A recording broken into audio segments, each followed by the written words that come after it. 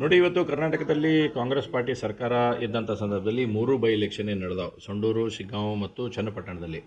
ಇವತ್ತು ಒಂದು ಸ್ಪಷ್ಟ ಆಗ್ತಾ ಇದೆ, ಕಾಂಗ್ರೆಸ್ಸಿನ ಆಡಳಿತ, ಅಧಿಕಾರಿಗಳ ದುರುಪಯೋಗ ಮತ್ತು ಸಾಕಷ್ಟು ಹಣವನ್ನು ಅಲ್ಲಿ ಹರಿಸಿರ್ತಕ್ಕಂಥದ್ದು ಇವತ್ತು ಜಯವಾಗಿ ಪರಿವರ್ತನೆ ಆಗುವಂಥದ್ದಾಗಿದೆ. ಯಾಕಂದರೆ ನಾವು ನೋಡಿದ್ವಿ, ಪ್ರತಿಯೊಂದು ವಿಧಾನಸಭಾ ಕ್ಷೇತ್ರದಲ್ಲಿ ಕೂಡ ಹಣದ ಹೊಳೆಯನ್ನು ಹರಿಸ್ತಕ್ಕಂಥ ಕೆಲಸವನ್ನು ಕಾಂಗ್ರೆಸ್ ಪಾರ್ಟಿ ಸರ್ಕಾರ ಇವತ್ತೆಲ್ಲ ಕಡೆ ಮಾಡಿದೆ.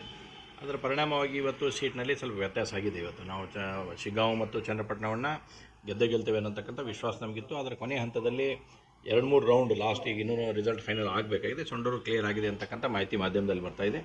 ಚನ್ನಪಟ್ಟಣ ಕ್ಲಿಯರ್ ಆಗಿದೆ ಅಂತಕ್ಕಂಥದ್ದನ್ನು. ಬಟ್ ನಮ್ಗೆ 2 ಸೀಟನ್ನು ಗೆಲ್ತೇವೆ ಅಂತಕ್ಕಂಥ ವಿಶ್ವಾಸ ಇತ್ತು.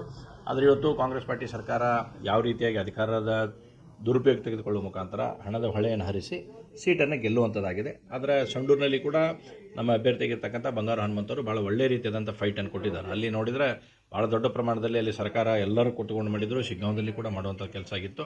ಆದರೆ ಇವತ್ತು ಇವನ್ನೆಲ್ಲವನ್ನು ಕೂಡ ಗಮನಿಸಿದಾಗ ಸರ್ಕಾರ ಒಂದು ಕಡೆ ಇವತ್ತು ಅದರ ಎಲ್ಲ ರೀತಿಯಾಗಿರ್ತಕ್ಕಂಥ ದುರುಪಯೋಗವನ್ನು ಪಡ್ಕೊಂಡು ಈ ಚುನಾವಣೆ ಗೆಲುವನ್ನು ಸಾಧಿಸಿದೆ ಅನ್ನುವಂಥದ್ದಾಗಿದೆ. ಆದರೆ ಭಾರತೀಯ ಜನತಾ ಪಾರ್ಟಿ ಯಾವುದೋ ಜೊತೆಗಿಡತಕ್ಕಂಥ ಅವಶ್ಯಕತೆ ಇಲ್ಲ. ಇವತ್ತು ದೇಶದಲ್ಲಿ ನಡೆದಿರ್ತಕ್ಕಂಥ ಮಹಾರಾಷ್ಟ್ರ ಚುನಾವಣೆಯಲ್ಲಿ ಕಾಂಗ್ರೆಸ್ ಯಾವ ರೀತಿಯಾಗಿ ಹೀನಾಯ ಸೋಲನ್ನು, ಅಂದರೆ ಒಂದು ವಿರೋಧ ಪಕ್ಷ ಆಗಲಿಕ್ಕೂ ಕೂಡ ಆಗಲಾರದ ರೀತಿಯಲ್ಲಿ ಇವತ್ತು ಕಾಂಗ್ರೆಸ್ ಪಾರ್ಟಿಯಲ್ಲಿ ಹೀನಾಯ ಸೋಲನ್ನು ಅನುಭವಿಸಿದ್ದನ್ನು ಕೂಡ ಕರ್ನಾಟಕದ ಕಾಂಗ್ರೆಸ್ನವ್ರು ನೋಡ್ಕೋಬೇಕು ಅನ್ನುವಂಥದ್ದನ್ನು ಕೂಡ ಈ ಸಂದರ್ಭದಲ್ಲಿ ಹೇಳಕ್ಕೆ ಇಷ್ಟಪಡ್ತೀನಿ. ಮಹಾರಾಷ್ಟ್ರದಲ್ಲಿ ಬಹುದೊಡ್ಡ ಗೆಲುವಾಗಿರ್ತಕ್ಕಂಥ ಕಾರಣಕ್ಕಾಗಿ ಮಹಾರಾಷ್ಟ್ರದ ಜನತೆಗೂ ಕೂಡ ಹೃತ್ಪೂರ್ವಕವಾದಂಥ ಅಭಿನಂದನೆ ಸಲ್ಲಿಸ್ತೀನಿ. ಕರ್ನಾಟಕದಲ್ಲೂ ಕೂಡ ಜನ ನಮಗೇನು ಕೈ ಬಿಡುವಂಥದ್ದಿಲ್ಲ. ಭಾಳ ಕಡಿಮೆ ಅಂತರದಲ್ಲಿ ನಾವು ಸೀಟುಗಳನ್ನು ಕಳ್ಕೊಳ್ಳುವಂಥದ್ದಾಗ್ತಾಯಿದೆ. ಆ ಜನರಿಗೂ ಅಭಿನಂದನೆಗಳನ್ನು ನಾನು ಈ ಸಂದರ್ಭದಲ್ಲಿ ಸಲ್ಲಿಸಕ್ಕೆ ಇಷ್ಟಪಡ್ತೀನಿ. ನೋಡಿ, ಕಾಂಗ್ರೆಸ್ಸು ಜಾರ್ಖಂಡ್ನಲ್ಲಿ ಮೊದಲೇ ಹಂತದಲ್ಲಿ ನೋಡಿದಾಗ ಇನ್ನೂ ಒಂದಿಷ್ಟು ಕ್ಲಾರಿಟಿ ಆಗ್ತಾ ಇಲ್ಲ. ಮೊದಲೇ ಹಂತದಲ್ಲಿ ಭಾರತೀಯ ಜನತಾ ಪಾರ್ಟಿ ಭಾಳ ಒಳ್ಳೆ ರೀತಿಯಿಂದ ಮುನ್ನಡೆ ಸಾಧಿಸಿತ್ತು. ಈಗ ಬಂದಿರತಕ್ಕಂಥ ವರದಿಗಳೆಲ್ಲ ಮಾಧ್ಯಮದಲ್ಲಿ ನೋಡಿದಾಗ ಸ್ವಲ್ಪ ಹಿನ್ನಡೆ ಆಗ್ತಿದೆ ಅಂತ ಅನ್ನೋಂಥ ಅನುಭವಕ್ಕೆ ಬರ್ತಾ ಇದೆ. ನೋಡಿ, ಇನ್ನು ಕೊನೆಯ ಹಂತದ ಎಲ್ಲ ಮತ ಎಣಿಕೆ ಮುಗಿದಾಗ ಇನ್ನೂ ಏನಾದರೂ ವ್ಯತ್ಯಾಸಗಳು ಆಗ್ಬೋದು ಅನ್ನೋಂಥ ಆಶಯದೊಂದಿಗೆ ನಾವಿದ್ದೇವೆ.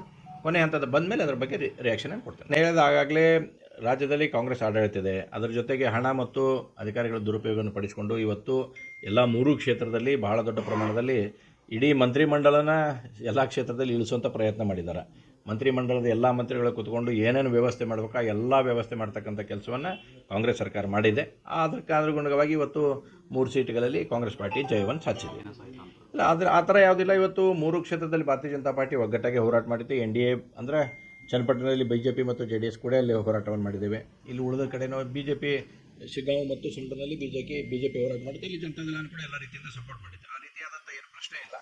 ಜನರ ತೀರ್ಪಿಗೆ ನಾವು ಯಾವಾಗಲೂ ತಲೆಬಾಗಬೇಕಾಗುತ್ತೆ. ಜನರು ಏನು ತೀರ್ಪು ಕೊಟ್ಟಿದ್ದಾರೆ ಅದಕ್ಕೆ ನಾವು ಭಾರತೀಯ ಜನತಾ ಪಾರ್ಟಿ ತಲೆಯನ್ನು ಬಾಗುವಂಥ ಕೆಲಸವನ್ನು ಮಾಡ್ತೀವಿ. ಆ ಥರ ಅಂತೇಳಿ ಈ ಬೈ ಎಲೆಕ್ಷನಲ್ಲಿ ನಾವು ಊಹೆ ಮಾಡೋಕ್ಕೆ ಸಾಧ್ಯ ಇಲ್ಲ. ಯಾಕಂದರೆ ಜನರು ಈ ಬೈ ಎಲೆಕ್ಷನ್ ಅಂದಾಗ ಸತ್ಯಕ್ಕೆ ನಾರ್ಮಲಿ ಏನಾಗುತ್ತೆ, ರೂಲಿಂಗ್ ಪಾರ್ಟಿ ಪರವಾಗಿ ವಾಲುವಂಥದ್ದನ್ನು ನಾವು ಎಲ್ಲ ಎಲೆಕ್ಷನ್ ಕೂಡ ನಾವು ನೋಡಿದ್ದೇವೆ. ಹಿಂದಿನ ಅನೇಕ ಎಲೆಕ್ಷನ್ ಕೂಡ ಗಮನಿಸಿದಾಗ ರೂಲಿಂಗ್ ಪಾರ್ಟಿ ಫೇವರ್ ಆಗಿರ್ತಕ್ಕಂಥದ್ದನ್ನು ನಾವು ನೋಡಿದ್ದೇವೆ.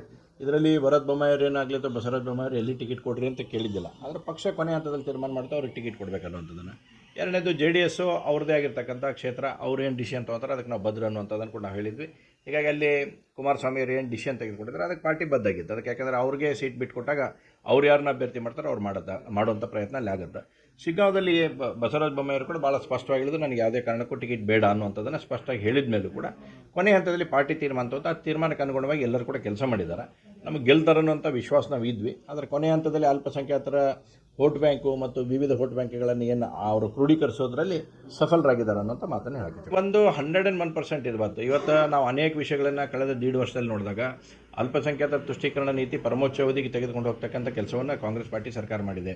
ಹುಬ್ಬಳ್ಳಿಯಲ್ಲಿ ಇರ್ತಕ್ಕಂಥ ಗಲಭೆಯಿಂದ ಹಿಡ್ಕೊಂಡು ವಕ್ಸ್ ಕಮಿಟಿಯಿಂದ ನಿರ್ಧಾರ ಹಿಡ್ಕೊಂಡು ಈ ರೀತಿ ಎಲ್ಲ ಘಟನಾವಳಿಗಳನ್ನು ನಾವು ಗಮನಿಸಿದಾಗ ಇವತ್ತು ಕಾಂಗ್ರೆಸ್ ಪಾರ್ಟಿ ಈ ಚುನಾವಣೆಗೋಸ್ಕರ ಇವತ್ತು ವಕ್ಸ್ ಎಬ್ಸುವಂಥ ಕೆಲಸ ಮಾಡಿತು. ಅಲ್ಪಸಂಖ್ಯಾತರನ್ನು ಹುಬ್ಳಿ ಗಲಭೆಯಲ್ಲಿ ಇರ್ತಕ್ಕಂಥ ಅಲ್ಪಸಂಖ್ಯಾತರನ್ನು ಬಿಡ್ತೇವೆ ಅಂತಕ್ಕಂಥ ನಿರ್ಣಯ ತೆಗೆದುಕೊಂಡ್ರು. ಇವೆಲ್ಲವೂ ಕೂಡ ಇವತ್ತು ಅವರಿಗೆ ಒಂದು ಪೂರಕವಾಗಿರ್ತಕ್ಕಂಥ ವಾತಾವರಣ ನಿರ್ಮಾಣ ಮಾಡೋದ್ರಲ್ಲಿ ಕಾಂಗ್ರೆಸ್ ಪಾರ್ಟಿ ಯಶಸ್ಸಾಗೈತೆ. ಅದರ ಫಲವನ್ನು ಅವ್ರು ಪಡ್ಕೊಂಡಿದ್ದಾರೆ.